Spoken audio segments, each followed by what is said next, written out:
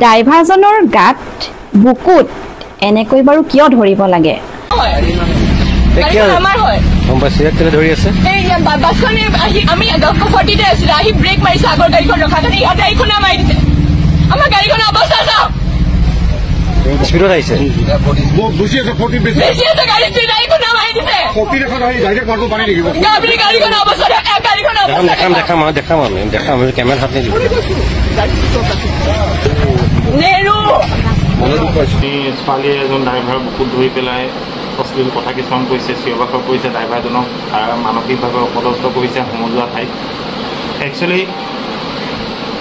আমি তীব্ৰ ভাষাই গৰিহণা দিছোঁ এজন চালকক তেনেদৰে সমজুৱা ঠাইত অপমান কৰাৰ বাবে কিয়নো সেই চালকজনৰ লগতো মোৰ কথা হৈছিলে তেখেতৰো ল'ৰা ছোৱালী আছে সেই ল'ৰা ছোৱালীক বহুতে কৈছে যে তোৰ দেউতাক কেনেকৈ ধৰি থকা দেখিছিলোঁ তোৰ দেউতাক তেওঁ কিমান লাষ্টত এক্সিডেণ্ট হ'লেতো এতিয়া ভুল কাৰ শুদ্ধ কোন ভুল কোন সেইবোৰ কথা আইনে বিচাৰ কৰিব কথা হ'ল ছোৱালীজনীয়ে ইমান সাহস কেনেকৈ পালে এজন ড্ৰাইভাৰ বুকুত ধৰি পেলাই ইমান দেৰি বুকুত ধৰি আছে তাক কোনোবাই এৰি দে বুলি কতো নেৰু বুলি কৈছে ছোৱালীজনী পূৰ্ণদমে প্ৰতিবাদ কৰিম আৰু এইটোতো বিৰাট ডাঙৰেই প্ৰতিবাদ হ'ব এতিয়ালৈকে আমি কি কৰিম ঠিক কৰা নাই কিন্তু যদি ছোৱালীজনীয়ে দুদিনৰ ভিতৰত ক্ষমা নোখোজে সেইজন ড্ৰাইভাৰৰ ওচৰত তেনেহ'লে হয়তো অসমত যাতায়াত ব্যৱস্থাও বন্ধ হৈ যাব পাৰে যে আমি গাড়ী নচলাওঁ যেতিয়ালৈকে ইয়াত বিচাৰ নহয় তেতিয়া কিন্তু আপোনালোকৰ কষ্ট হ'ব দুখ হ'ব তাৰ বাবে আমাক আপোনালোকে দুখ নিদিব কিন্তু এনেকুৱা ধৰণৰ যদি ড্ৰাইভাৰক অপমান কৰি থাকে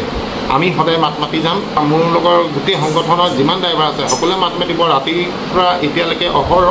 মোলৈ ফোন মেছেজ আহি আছে যে ইয়াৰ এটা বিচাৰ লাগে আৰু ইয়াৰ বিচাৰ লাগিব